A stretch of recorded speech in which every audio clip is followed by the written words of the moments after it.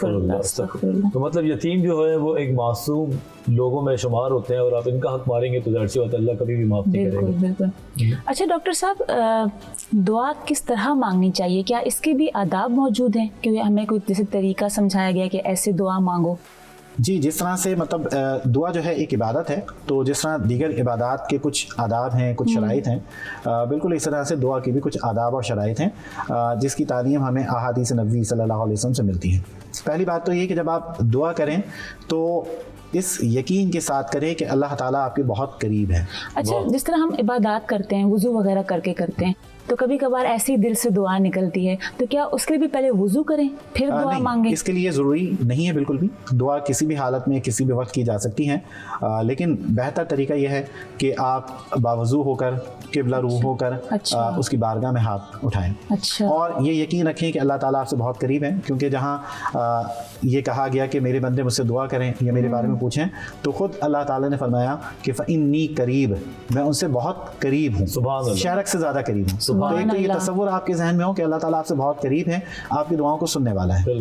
پھر توکل اللہ تعالیٰ پر ہو، یقین ہو کہ اجیب دعوت الداعی اذا دعان، کہ جب کوئی دعا کرنے والا اس سے دعا کرتا ہے تو اللہ تعالیٰ دعا کو قبول کرتا ہے. حدیث میں بھی آتا ہے کہ کوئی شخص جو ہے وہ اس طرح بے یقینی کی حالت میں دعا نہ کرے کہ وہ کہے کہ اے اللہ اگر تو چاہے تو مجھے بخش دے.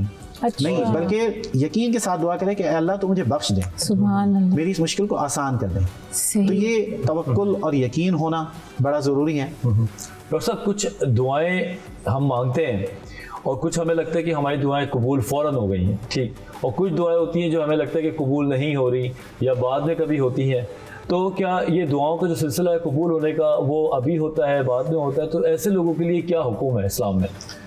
دیکھیں، مایوسی کی طرف چلے جاتے ہیں وہ دراصل. جی، ایک تو یہ بات یاد رکھنا چاہیے کہ اللہ تعالیٰ کی رحمت سے کبھی مایوس نہیں ہونا چاہیے. اور جب خود اللہ تعالیٰ اس بات کا حکم دے رہا ہے کہ آپ اس سے دعا کریں، وہ آپ کے قریب ہے، آپ دعا کرتے ہیں وہ دعا کو قبول کرتا ہے، تو اس بات کا یقین ہونا چاہیے کہ کوئی دعا رد نہیں جاتی، اللہ تعالیٰ دعاؤں کو قبول کرتا ہے. احادیث میں اس بات کی وضاحت کر دی گئی ہے کہ جو دعا کی قبولیت ہے اس کی صورتیں کیا ہیں. ایک تو یہی ہے جس سے ہم یہ سمجھتے ہیں کہ ہم نے ایک کام کے لیے، ایک بات کے لیے دعا کی، وہ کام ہمارا ہو گیا، وہ مسئلہ حل ہو گیا تو دعا قبول ہوگی. سبحان اللہ. یہ ایک صورت ہے.